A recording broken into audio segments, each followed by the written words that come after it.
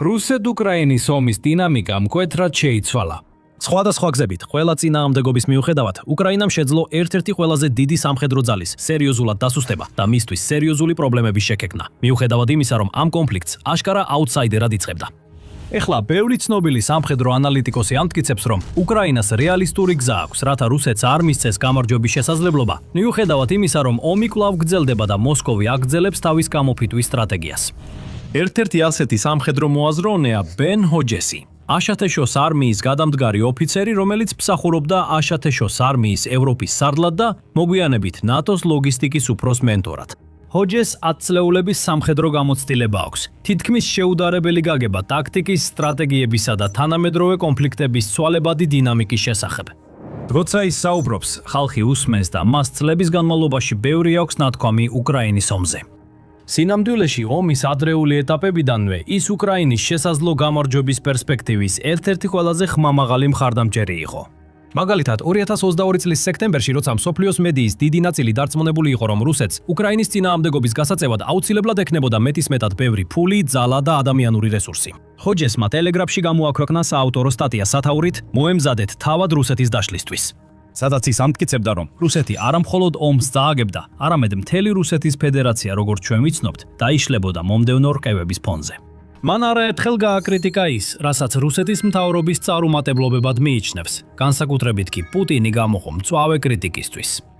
მიუხედავად იმისა, რომ ომი დროთა განმავლობაში სხვადასხვა მიმართულებით იცვლებოდა და სრულიად განსხვავებული დინამიკა ყალიბდებოდა, მაგალითად მექანიზებული შეტევიდან დრონებით ომზე გადასვლა, ჰოჯესმა ძირითადად შეინარჩუნა თავისი შეხედულება, რომ რუსეთი ვერ შეძლებს და ვერ გაიმარჯვებს.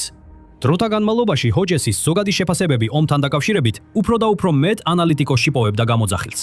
2026 წელსაც ის კვლავ ინარჩუნებს ამ შეხედულებას და თავისი უახლესი მოსაზრებები კონფლიქტზე გააზიარა დეტალურ ინტერვიუში, რომელიც ჩაწერა პოდკასტში Decoding Geopolitics დომინიკ პრესელთან ერთად მაისის დასაწყისში. ინტერვიუს შესავალ სიტყვაში ჰოჯესმა განაცხადა: ცხადია, ინიციატივა უკრაინის სასარგებლოდ შეიცვალა. ეს აღნიშნავს, რომ უკრაინა ახლავე გაიმარჯვებს ან რამე მსგავსი, მაგრამ ვფიქრობ, სულ უფრო ნათელი ხდება, რომ რუსეთს არანაირი შანსი არ აქვს რეალურად დაამარცხოს უკრაინა. როდესაც სთხოვეს განევცო, ჰოჯესმა 5 ძირითად მიზეზზე გაამახვილა ყურადღება, თუ რატომ მოხდა ეს და ჩვენ თითოეულ მათგანს დეტალურად განვიხილავთ. პირველი მიზეზია დანაკარგები, სადაც ჰოჯესი საკმაოდ ნათლად ამბობს. ეს დინამიკა ნაწილობრივ შეიცვალა იმის გამო, რომ უკრაინამ რუსეთს უზარმაზარი დანაკარგები მიაყენა. დანაკარგები ახლა პირველად აჭარბებს იმას, რასაც რუსეთი არმიაში შემოიყვანს. მონაცემები ამას ადასტურებს და ოფიციალური რიცხვები კრემლისთვის საკმაოდ მძიმე წასაკითხია. გავრცელებული ინფორმაციით უკრაინასთან ომის დაწყებიდან 2025 ეს ციფრი გამოაცხადეს გადასახლებულმა რუსულმა მედია საშუალებებმა, მედუზამ და მედიაზონამ 2026 წლის 9 მაისს, რაც ასევე არის რუსეთის ყოველწლიური სამხედრო აღლუმის თარიღი, რომელიც მეორე მსოფლიო ომში ნაცისტურ გერმანიაზე გამარჯვებას აღნიშნავს.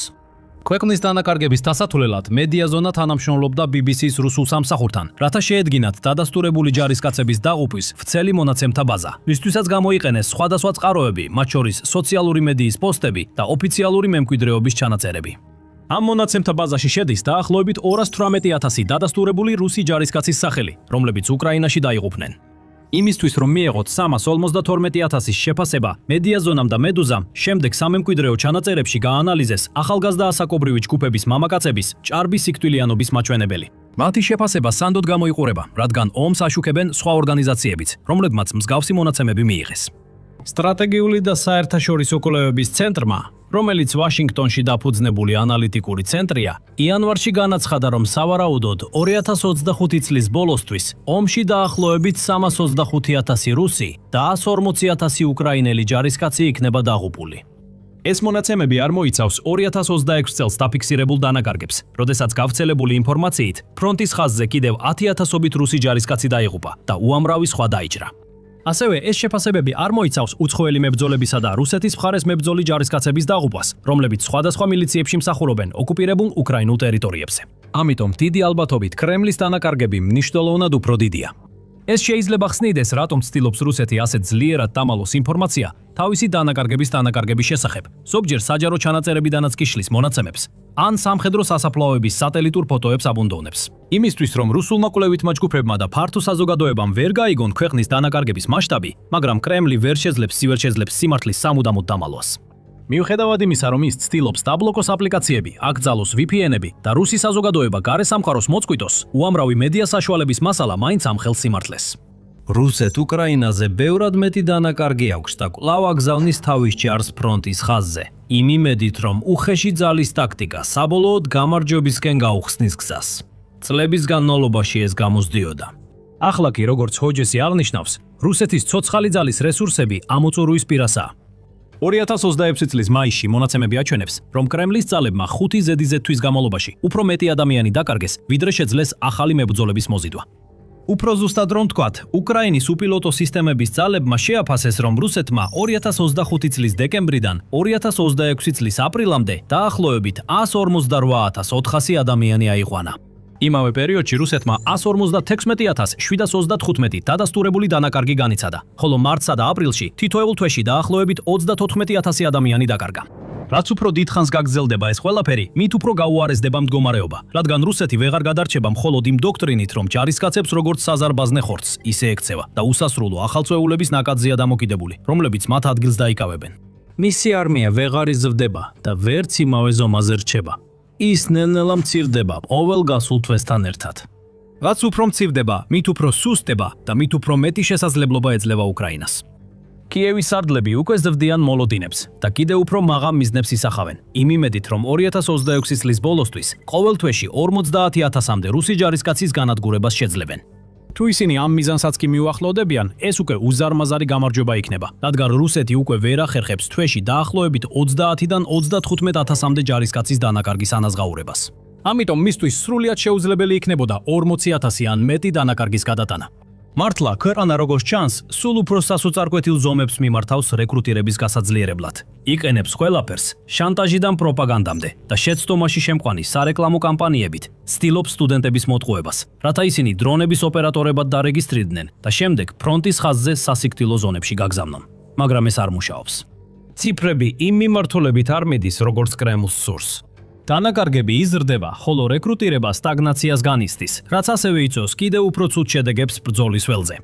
რაც გადაგვიყვანს ჰოჯესის მეორე მიზეზზე, თუ რატომ ხდება რუსეთის დაცემა და უკრაინის აღმასვლა.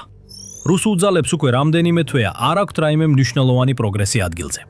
დანაკარგებთან ერთად ერთ-ერთი ყველაზე მნიშვნელოვანი მაჩვენებელი სამხედრო კამპანიის წარმატების შესაფასებლად, განსაკუთრებით ინვაზიის ან სხვა ქვეყნის დაპყრობის მცდები მცდელობისას არის ტერიტორია. თუ დამპყრობელი ძალა ყოველდღიურად, ყოველ კვირასა და თვეში მნიშვნელოვან ტერიტორიას იპყრობს, ეს წარმატებას ნიშნავს. თუ თავდაცვითი ძალა შეძლებს პოზიციების შენარჩუნებას და მტრის წინსვლის შენელებას, ან თუნდაც დაკარგული ტერიტორიის დაბრუნებით მათი წინსვლის გაუქმებას, ეს როგორც წესი მიუთითებს, რომ დამპყრობლები მაცხდებიან. როგორც ჰოჯესი და პრესელი აღნიშნავენ ინტერვიუში, რუსული წინსვლა 2025 წლის განმავლობაში ბევრ რეგიონში შენელდა და 2026 წლის დასაწყისში თითქმის სრული თქვის სრულად შეჩერდა. მართლა წლის რამდენიმე თვის განმავლობაში რუსეთმა ფაქტობრივად ტერიტორიული დანაკარგები განიცადა, რადგან უკრაინამ შეძლო უფრო მეტი ტერიტორიის დაბრუნება ვიდრე დაკარგა. ჰოჯესი ამის ერთ-ერთ მთავარ მიზეზად უკრაინის მიერ დრონების მასშტაბურად განვითარებას ასახელებს, ასევე მის შესაძლებლობას, რომ იპოვოს ნებისმიერი რუსი, რომელსაც არ გაუმართლა და ღია სივრცეში აღმოჩნდა. ის ხსნის, როგორ შექმნა უკრაინამ ეფექტურად განადგურების ზონები ფრონტის ხაზის გასწვრივ, ტერიტორიები, სადაც რუსი ჯარისკაცები სრულიად უუნარონი არიან შეაღწიონ და სადაც კრემლის სარდლებს არ შეუძლიათ საკმარისი ძალების თავმოყრა, რომ მიაღწიონ მათთვის საჭირო წარმატებებს. ამის ნაცვლად მათი მცირე შეტევითი ჯგუფები უბრალოდ ისევ და ისევ ნადგურდება.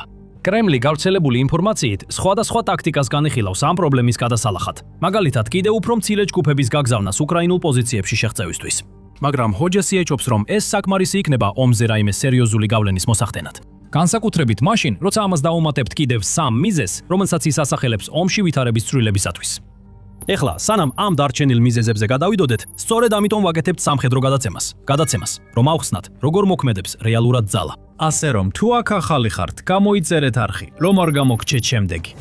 გენერალ-ლეიტენანტი ჰოჯესიც უკრაინის სტრატეგიულ დაზვერვას ასახელებს, როგორც ომის მსვლელობის ცვლილების კიდევ ერთ დიდ ფაქტორს. მეორე მიზეზი, რის გამოც ინიციატივა შეიცვალა, ისაა, რომ ჩანს, უკრაინამ შეიმუშავა გამარჯვების თეორია, რომელიც რუსეთის ნავთობისა და გაზის ექსპორტის შესაძლებლობის განადგურებით მიიღწევა. ახლა მათ აქვთ საკმარისი სიზუსტის შორ-მანძილზე მოქმედი იარაღი, რომელსაც შეუძლია 1000 კილომეტრზე მეტ მანძილზე რუსეთის სიღრმეში მდებარე ნავთობგადამამუშავებელი ქარხნების დარტყმა. როგორც ჰოჯესმა განმარტა, თითქმის ვერც ერთი კვირა აღარ გადის ისე, რომ არ გავრცელდეს ინფორმაცია რუსეთის ნავთობგადამამუშავებელი ქარხნის ან სხვა ენერგეტიკული ინფრასტრუქტურის აფეთქებისა და დაწვის შესახებ, რასაც უკრაინული დრონები და რაკეტები ახორციელებენ. და ეს ყველაფერი უკავშირდება ხანგრძლივ სტრატეგიას, რომელსაც კიევი უკვე რამდენიმე წელია მისდევს. მაგრამ რომელიც განსაკუთრებით გააქტიურდა 2025 წელს და გაგრძელდა 2026 წელსაც, როდესაც ნავთობგადამამუშავებელ ქარხნებზე, მილსადენებზე, გადამამუშავებელ საწარმოებზე, ტერმინალებსა და სხვა კრიტიკულ ნავთობისა და გაზის ობიექტებზე თავდასხმები მნიშვნელოვნად გაიზარდა.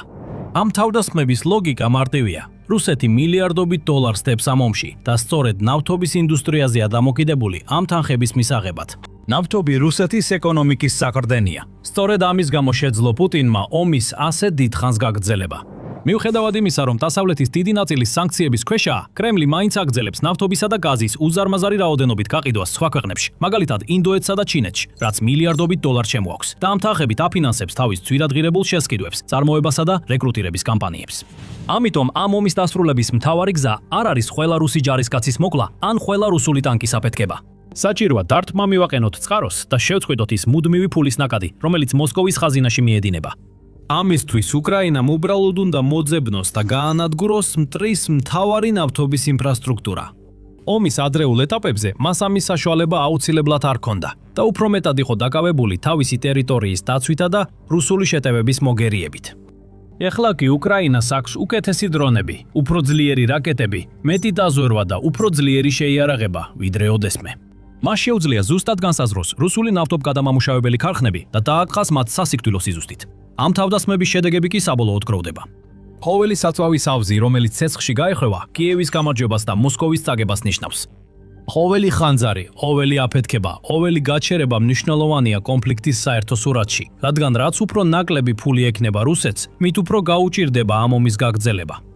როგორც ჰოჯესი ამბობს, თუ უკრაინელები შეძლებენ ამის გაგრძელებას, რუსეთს მართლაც გაუჭირდება ამ ომის დაფინანსება მომავალში. და სანამ რუსეთი ღარიბდება, უკრაინა მდიდრდება, რაც მიგვიყვანს მეოთხე მნიშვნელოვან პუნქტთან, რომელსაც ბენ ჰოჯესი უსვამს ხაზს. ეს არის კიევისთვის დასავლელი მოკავშირეების მიერ გაწეული უზარმაზარი ფინანსური დახმარება. მიუხედავად იმისა, რომ ჰოჯესი თვლის, რომ შეერთებული შტატები არ იქნება უკრაინის პრობლემის გადაწყვეტის ნაწილი, მას ამხნევებს ის ფაქტი, რომ ევროპა თავის ცვლილს შეაქვს.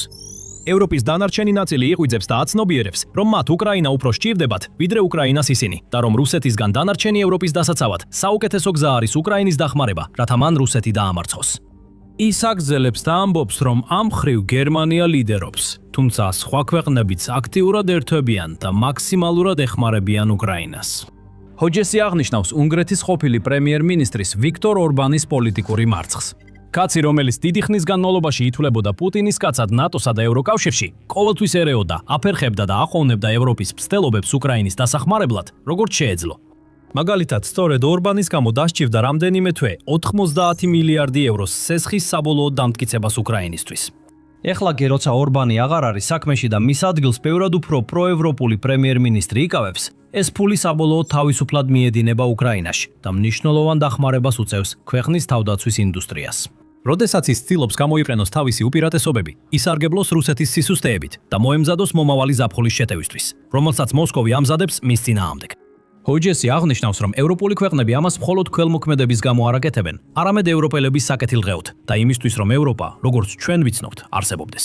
როგორც ის ამბობს, თქვენი არჩევანია. უკრაინა დაეცემა, შემდეგ რუსები თქვენს კართან იქნებიან, ან დაეხმარებით უკრაინას ფინანსურად, მატერიალურად და დაეხმარებით რუსული ნავთობის გადამზიდავით ჭტილოვანი ფლოტის გემების შეჩერებაში, ყველა ამ საკითხში. ეს არის ის, რაც ევროპამ უნდა აკეთოს და ეს მათი საკუთარი კეთილდღეობისთვისაა. ვფიქრობ, თუ ასე მოხდება, რუსეთს ამ ომის გაგრძელება სულ უფრო გაუჭირდება. და ბოლოს, აშშ-ის არმიის ევროპული სარდლობის ყოფილი მეთაური საუბრობს უკრაინის თავდაცვის ინდუსტრიის საოცარ განვითარებაზე, როგორც ამ პაზლის ბოლო მნიშვნელოვან ნაწილზე.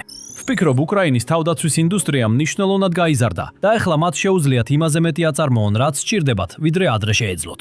ის აღნიშნავს, რომ სწორედ ამიტომ მაგალითად დღესდღეობით ნაკლები ინფორმაცია ვრცელდება იმის შესახებ, რომ უკრაინას артиლერია ან საბრძოლო მასალა ეწურება, რადგან ახლა მათ შეუძლიათ საჭირო საბრძოლო მასალის დიდი ნაწილი ადგილობრივად აწარმოონ.